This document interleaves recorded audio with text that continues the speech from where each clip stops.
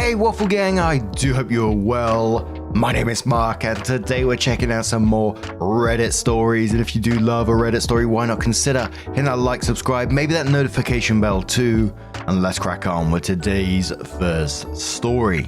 Much love, guys. Now, I've had a couple of requests for this story over time. I've had it listed, but now we're getting to it. It's from the Pro Revenge subreddit, from the Music Fella, who says, "Neighbor was stealing water from my supply, so I ruined him. I live in Asia and just purchased a new house. Now, the previous owners were family friends who needed cash urgently and have been living in my country for nearly 3 years. So I got it for a great price in the middle of the capital city. The sale was finalized at the start of this month and I moved in right after. The house was definitely a fixer-upper, as the previous owners had left mid-renovation and the main door was locked with just a padlock, not even a door lock. The house had no gate, meaning anyone could just walk right on in. The first day I moved in, someone's bike was parked in the garage. I just parked it on the road on the same day, had a gate installed. An angry man was knocking on my gate later and I didn't bother answering, but through my window I could see him giving up and taking the bike after 15 minutes. So already, I wasn't digging the neighborhood, but I didn't have any incidents after that, aside from people not knowing that this was no longer an abandoned house. So my gate was blocked more often than never, but a no parking sign on my gate fixed that issue. Last week I was having a shower in my bathroom and noticed my water pressure was lower than usual. I also heard my next door neighbor's water pump going. Now, this neighbor, an old guy, lived in a 3-story house, the first being the lowest and the one he lived in. The other 2 floors were rented out to tenants. This guy wasn't happy about the house being sold and voiced many concerns to my friends and the previous owners. He was super angry about it, and my friends did warn me, but I'm a 6-foot guy with 3 dogs. No way he was doing anything. And yep, he didn't. So with this living situation, a water pump is needed to pump water to the tanks on the roof, since the public supplies pressure is not enough to get it up 3 stories. Now, I heard the water pump going and immediately was suspicious.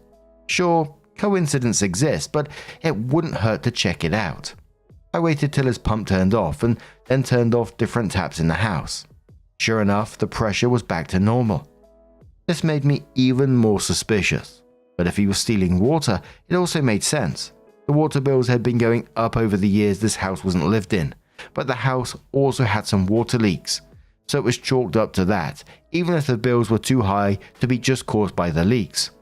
Now it's starting to make sense. At some point in the last 3 years, this old miser thought he could save the cost of paying for water and waltzed into the property and is siphoning water from my lines. I couldn't find where exactly he was siphoning water from, but after checking my pressure multiple times, I was pretty sure. So I sat on it for a few days, thinking if I should confront him, go the legal path, or just let it be. Now, water in my country is very cheap. My total bill, even with washing 3 animals, a car every week, and water in my garden, only costs like $5 a month, even with the neighbor also stealing some of it. But it wasn't about how much I was paying or who was paying for it. It's about entitled old people who think that they're deserving of using other people's resources without paying for it, and then getting away with it. It didn't sit right with me, and I really wanted to teach him a lesson. What I did was really simple. I just turned off my water from the mains. I wouldn't have to break into his property, nor would I be breaking any laws. It was the best way of getting back at him without needing to even lift a muscle. So on Monday, just 4 days ago, I waited till the pump flicked on and turned off the supply. Now, the way the household tanks work in my country is that there's a bore valve in the tank which detects the water level and turns on the pump. If the level doesn't increase, the valve stays open, which electronically sends a signal to the pump to stay on until the level gets to the point at which the valve closes and shuts off the pump. However, the level wasn't increasing, and anyone knows that starving a pump of water isn't a good idea. This way, my expectation was that I'd burn out his pump and cause issues with his tenants. What I didn't account for is that his pump running constantly would mess up the fuses by constantly drawing power overnight and absolutely destroy his wiring. If he decided to upgrade his household wiring to a more modern standard, this would have been prevented. This house clearly still had 90s era wiring. At around 3 AM, I heard all residents in the house waking up and talking in hushed voices about why just their house in the neighborhood doesn't have power or water. I found out about the power part because the tenants devolved into shouting at their landlord. Our tenant protection laws are very important, and our power and water are classed as essential even on a state level. Cutting those services are grounds for lawsuits unless due to weather or some other unavoidable reason. In this case, the landlord is responsible for keeping the house wiring up to date and in good condition, alongside the supply of water.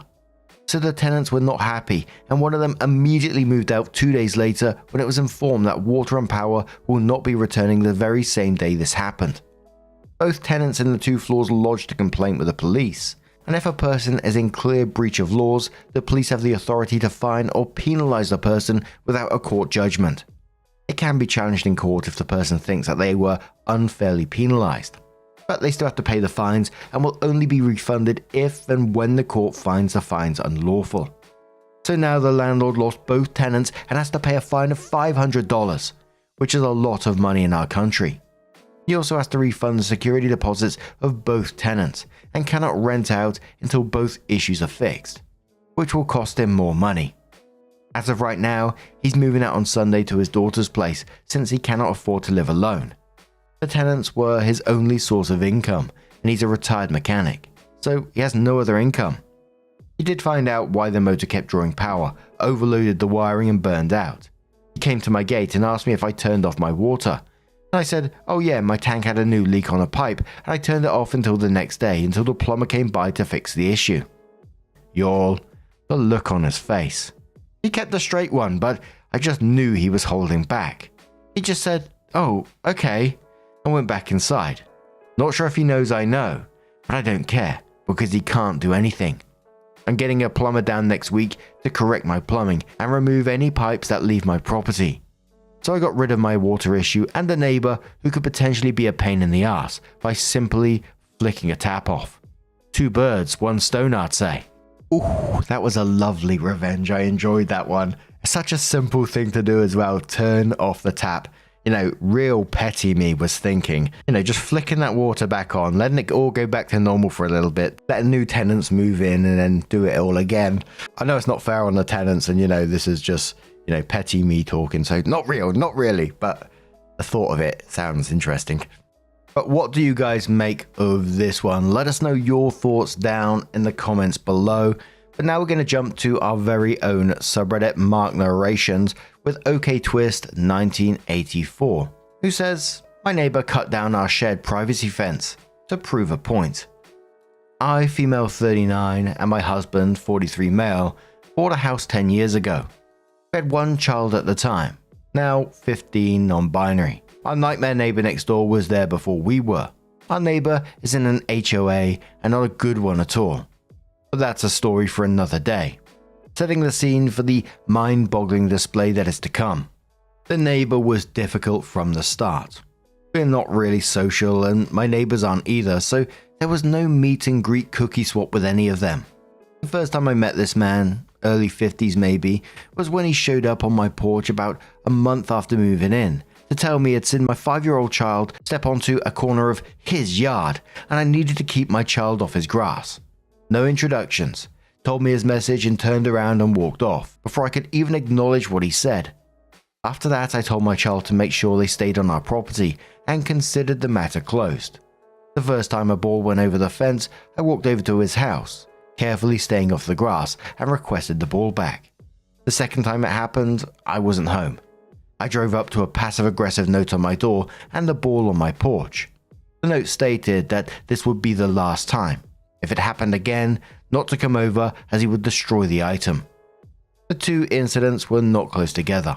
My child was very careful with their toys, but apparently this was too much for him. This is just a sample of the things we dealt with from day one. When COVID hit, my husband got sick within the first month. I closely followed as I was his caregiver, and though I was careful, I still got it.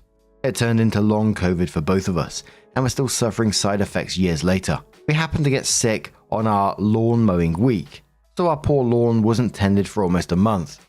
The grass got higher and higher, though not to an extreme. My pit bull didn't disappear into the yard or anything. It was a long recovery, and thankfully my in-laws took our child, but they were unwilling to help with anything else, inside or out around our home, as though even our grass had the plague. I didn't blame them. We were grateful for the help we did receive. 3 days before our plan to try and tackle the yard together, I received an email with a picture of our backyard and the overgrown grass from our HOA with a complaint, and demanded to immediately mow the lawn or be prepared to be fined. I was bewildered as to how this photo could exist. It had a 6-foot wooden privacy fence, and the angle was from an elevated height. It could have only been taken from my bad neighbor's yard. I trekked into my backyard with my trusty pit bull to fight off any wild animals in my obviously overgrown yard. Sarcasm. Sure enough, part of my fence had been cut and pulled down, about a 4-foot long section, and he had nailed 2 small boards up to keep the fence in place so we wouldn't notice.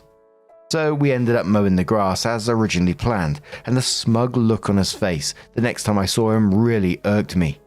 I ended up filing a complaint with the HOA and showed pictures on the cut fence, and that it was a safety hazard to our dog. It deliberately cut through beams so it couldn't be repaired, and he was forced to replace the entire side of the fence he shared with our yard. He tried to fight it and say our yard was affecting his, and he was forced to drastic action. But that in itself ended up being an admission of what he did. I sure hope it was all worth it to him. Sorry this ended up being so long. Every time I look at his house, I'm reminded of this incident, and we didn't have any more problems after that, thankfully. Gee whiz, the threats of the ball being destroyed brought me back to my youth when we used to play in the car park outside of our flats. You know, car park's not an ideal place to be playing ball games. I totally agree with you, but it's what used to happen. We was considerate for the most part about people's property, of course. But behind the car park were a bunch of gardens as well. There was one big fence that lined, and there were several attached houses all along the back of it. And occasionally our ball would go over the garden, and there was this one neighbor who would come out, chuck the ball back over, say, "Don't do it again." And I think it was on the 3rd time he come out and just stuck a knife in it in front of everyone. Because whilst there was a fence up, there had little gaps in it that you could see through. And now this next part, I just need to tell you now, I don't agree with the way that this was dealt with. It's just what happened, okay? And I think as a kid, it was a curiosity of what was going to happen, and it's just absolute madness. The kid who owned this ball is the son of someone I've talked about in the past. It was the guy who comes out with nunchucks in the middle of the street and is just freaking, just whipping them around like proper over the shoulder, all that type of stuff you see in the movies. Later in life, we also found out he was a dealer at the same time. And he's just a fucking madman. Not someone that you want to mess with, let me tell you. So a few hours passed because this guy wasn't home at the time, but he comes home, kid tells dad what happened. Dad immediately goes round to his house, knocks on his front door. Now there's a whole gang of kids who's followed him round to the front because obviously it's around the other side of the house. And in front of the house, there's this hill that people were stood on and you could see. But all you could see from the side view is you couldn't see inside the house. You could just see the dude knocking on the door. You could just see the door open, and then he grabbed him from inside the house and pulled him out into the bushes in his front garden and just pummeled him. Now again, I don't agree with that. I think that's mad. Do I think the guy should have stabbed the football? No. But that's just what happened at that moment. And it's just that dude is crazy. But he's also one of these guys that if you're on his good side, he will do absolutely anything for you. It's such a conflicting thing in my head, trying to deal with it these days, thinking, bloody hell, what happened? I think I probably should get some therapy to deal with all these sort of memories and the conflicting situations. Conflicting in my brain anyway. Bloody hell, Mark, you've gone off again. Anyway, what do you guys make of that one? Let us know your thoughts down in the comments below. And let's move on to another story. This one's from Fluffy Supermarket, again from the Pro Revenge subreddit, and it says, "Fired from my job, but received a year's worth of pay and got my boss fired." This happened in the early 2010s, before the advancement of technology in video editing and content creation. I was hired as a content creator for a university that wanted to leverage YouTube to kickstart their branding campaign. The pay was low, roughly 2,200 USD, and in those days there were not that many video content creators around, and the process usually took a long time from start to finish. I was hired, and on my second day my manager presented my KPI of 85, 3 to 10 minute videos in 52 weeks, which was impossible for a one-man team in those days. This meant I had to do the scripting, producing, casting talents, shooting videos, composing music. They were too cheap to pay for a royalty-free music subscription, and editing. All of which I had to use my own equipment and software because their cameras and computers were so old. They simply couldn't handle the strain of even doing things in 720p, much less 1080p. I tried to let my manager know, but she just smiled encouragingly, telling me to give it a try, assuring me if the videos were good, the quantity would not be what she focused on. Hearing this, I agreed to give it a try. My manager treated me well in the first month. However, one day when she found out I was a smoker, her attitude changed overnight. A colleague had actually done a facepalm when I told her about it, and she let me know that the manager hated smokers and often advocated to get them fired. She started nitpicking on me on everything, from smelling like cigarette smoke after my breaks, coming in 5 to 10 minutes late despite doing more than 4 hours of overtime daily, not being contactable during break times. The list goes on. But I soldiered on because I just wanted to do the work and do it well. 5 months in, I was called into the director's office where I saw my manager putting on her best, displeased but gleeful face, and I felt my stomach drop. The director told me that she was disappointed because she had heard that I was falling behind on my work, and it was already halfway through the year and I'd only completed 30 out of my 85 videos. I tried to explain that I'd been working my butt off on these videos. I literally worked 6 days out of the week, over 60 hours just to do what needed to be done, and that being a one-man army made things impossible. Also the fact that the videos I had put up grossed the highest views ever on their YouTube page. I also recounted how my manager said that she was looking for quality videos over quantity. The director dismissed this and stated that the KPI was simply 85 videos in a year. And since it was almost half a year in with my numbers at less than half, she felt it prudent to cut the cord early.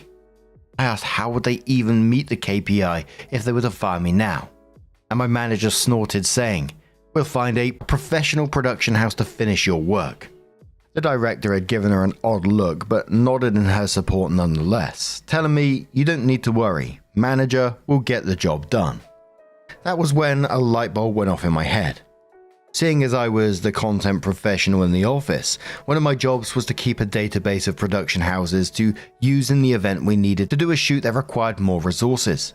And as I was sure they would be using the production houses in my database, as my manager had no contacts in the production industry.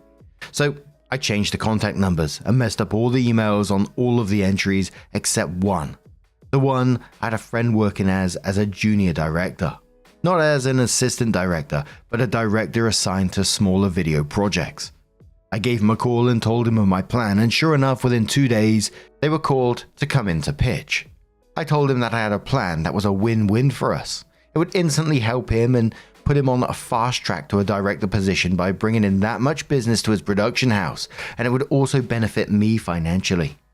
I'll teach him exactly how to pitch to win over the boss and the director, and in turn, his company would pay me a standard finder's fee of 15%.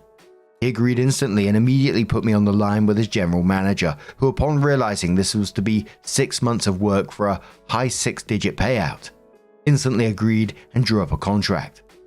As it turns out, after I gave them a metaphorical step-by-step playbook, they were the perfect fit. Somehow understanding the needs and style of the university, as well as the sorts of themes the university wanted to feature. The director and my former boss were amazed that my friend's production house was so familiar with their content that they signed them up on the spot. Now, even back then, using a production house back then was not cheap. Each video that they produced cost double to triple my monthly salary, given that they had specialized people for each function. Producer, director of photography, gaffer, sound person, video editor, assistant director, production assistants, etc. But this meant that they could complete a video every 2 to 3 days. So yes, They produced 50 videos in a span of 4 months for over 100 months of my salary, and I sat back and collected the healthy 15%, which was about 15 months of my salary. This allowed me to put money aside for a holiday and the rest to further my studies with a respected film school overseas. I thought my plan ended here, and I had gotten back at my former bosses. But to my surprise, I received a call from my colleague while I was on holiday in Bali one day. This was the same colleague who had facepalmed when I told her that my manager had found out that I was a smoker. She told me that my former manager had been fired and my director given a massive blasting by the chancellor of the university. The content creation project which I was hired for was only given a budget equating to about 1.5 years of my salary, and they had exceeded that budget by over 10 times. My former manager was so desperate to ensure that a content creation project could be completed that she had thrown caution to the wind, paying anything to get the job done so that she could show my director that she had completed the project, and had approved the massive spend without getting consent from the director. So that is how I got my friend a super fast promotion to a full director in his production house, and 1 year of pay after getting unfairly fired from my job. And OP confirmed in one of their comments that they also stopped smoking as well. But what do you guys make of this situation? Pretty spicy, right? Let us know your thoughts down in the comments below. And just a huge thank you for being here today, getting involved in the stories, your love, your support, your time. It always means the absolute world to me. So thank you so much. And hopefully I'll see you in the next one. Take care and much love.